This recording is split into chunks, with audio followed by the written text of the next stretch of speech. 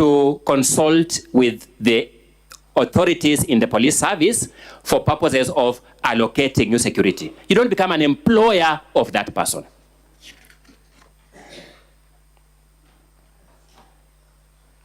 You'll be told that the governor has embezzled county funds through one Miriam Gwantai. That's what you'll be told. The evidence in support of that will be some attachments in pages 17 all the way to page 29 of the exhibits in support of the impeachment motion from that side. You will then go there looking for the name of Miriam Gwantai as a recipient of the money. You will not get it there. It's just false. You'll be told that Nefat Kinyua is a brother-in-law to the governor. I have had to reflect on the meaning of the word brother-in-law. We have presented before you a marriage certificate of Nefat Kinyua, because the name brother-in-law is a relationship that arises out of a marital relationship. To show you who he is married to in a monogamous union. That person is neither a relative of the governor nor the governor's husband. So I don't know how one generates a brother-in-law relationship outside that context. You'll be told that the governor has employed Edwin Mutuma Murangiri, a nephew of the first gentleman. Evidence will show that Edwin Mutuma Murangiri was employed by this county in 2017. This governor became governor in 2022. So even if she intended to employ him, did she re-employ him a second time? Those are questions that this Senate will have to deal with, just factually incorrect statements.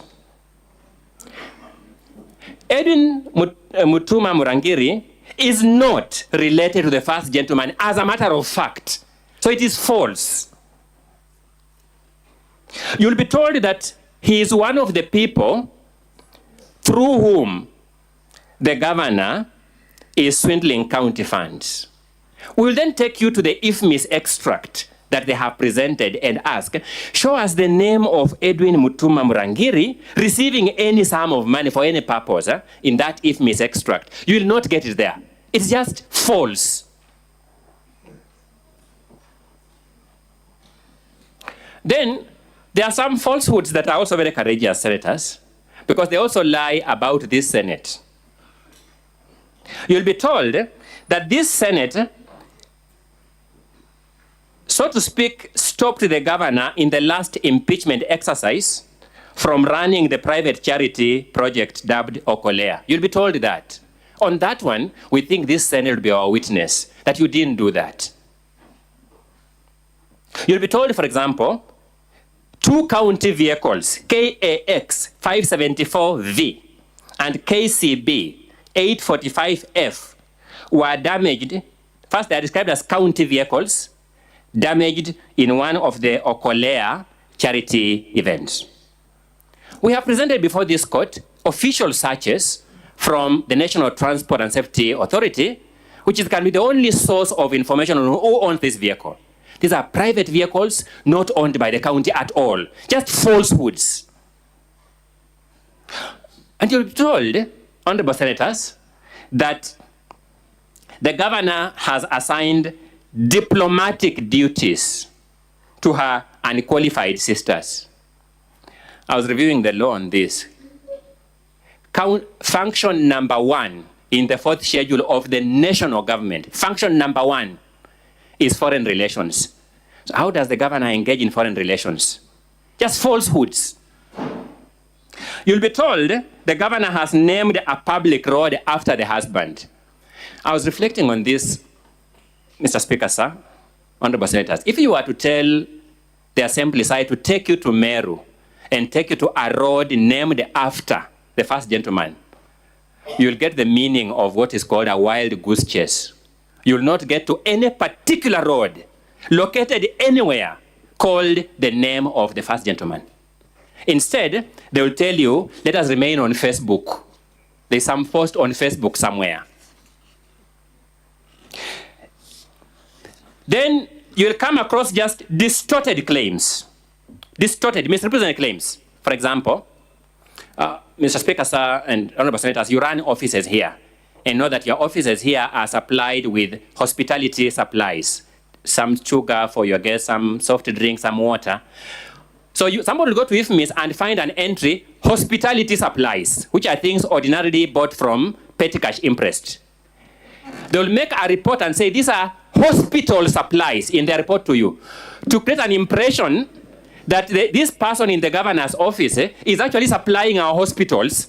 And I mean, how do you deal with that, honorable senators? These are the things that have been brought here. When you hear my learned colleagues on the other side making very dramatic representations, let me manage your expectations. There is something called an anticlimax. You'll be told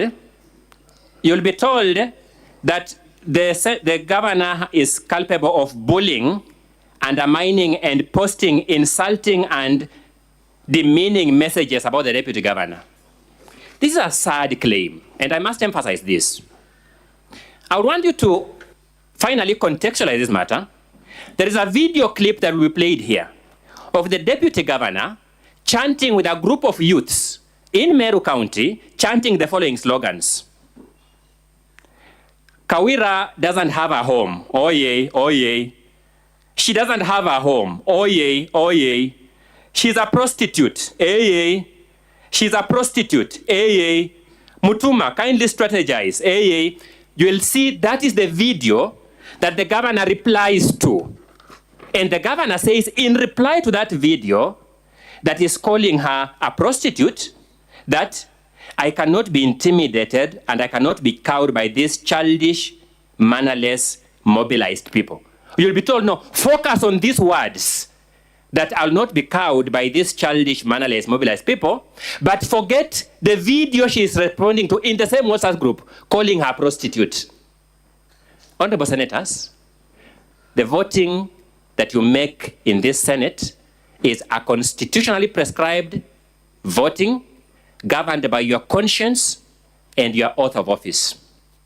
The bundles presented by the assembly side are certainly bigger in volume than the bundles the governor presented here, because as I told you, how do you respond to a lie other than saying all these 100 pages are a lie? Then you keep quiet.